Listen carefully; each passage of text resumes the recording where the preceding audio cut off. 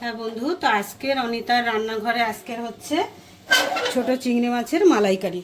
দেখুন আমি কিভাবে করি। এটা হচ্ছে নারকেলের দুধ, এটা হচ্ছে চিংড়ি মাছ, আর এটা হচ্ছে টমেটো, আর একটু আদা গ্রেট করে দিয়ে দেবো। এটাতে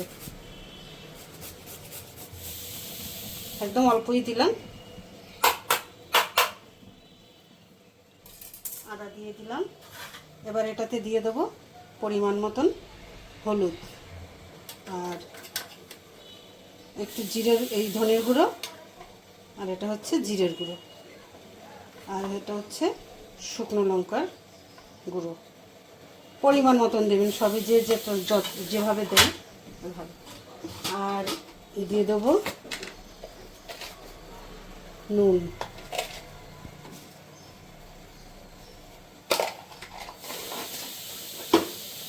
এবার দেব কাঁচা সর্ষের তেল।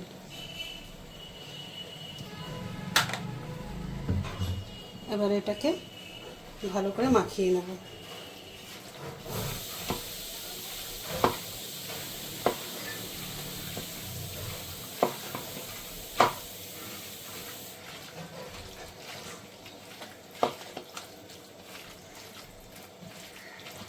এবার মাখিয়ে এই নারকেলের দুধটার ভিতরে দিয়ে দেবো।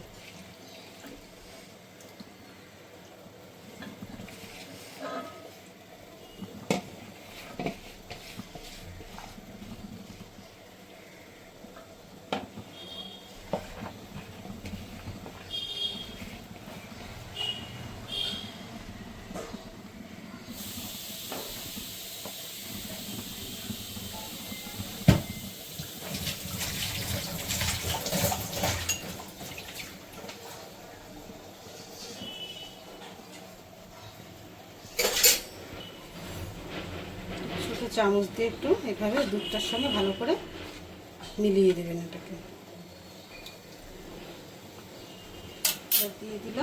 দিয়ে দিলাম কটা কাঁচা লঙ্কা চিরা,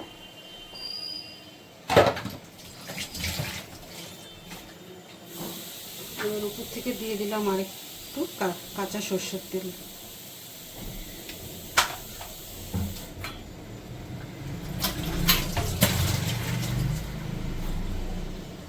ঢাকনা বন্ধ করে দিলাম।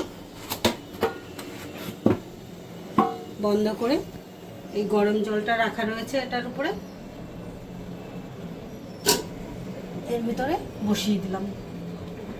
এবার আমি ঢাকনা বন্ধ করে দিলাম। এটা 4-5টা সিটি লাগালেই হয়ে যাবে। ঘুরে আসতে আমি 10 মিনিট পরে। মালাইকারি আমি অনেকক্ষণ আগেই বলেছিলাম যে 20 মিনিট আমার ফিরে আসছে। আমার মালাইকারিটা দেখি তো হয়ে গেছে।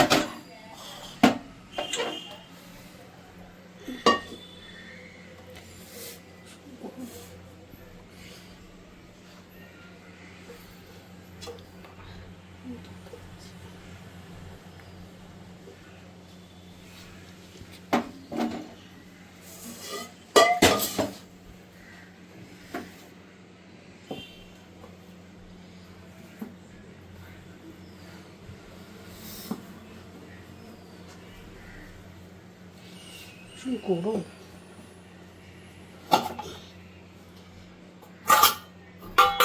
বন্ধু, তোমার মালাইকারিটাও হয়ে গেছে।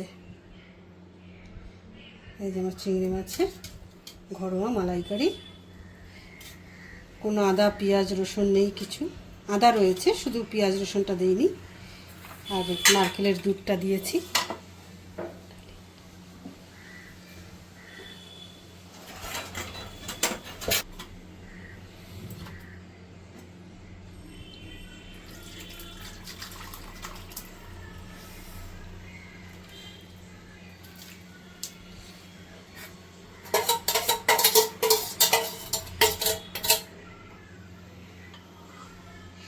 এটা আমার পুরোটাই হচ্ছে নারকেলের দুধ দেওয়া, কোনো জল টল কিছু দেওয়া না।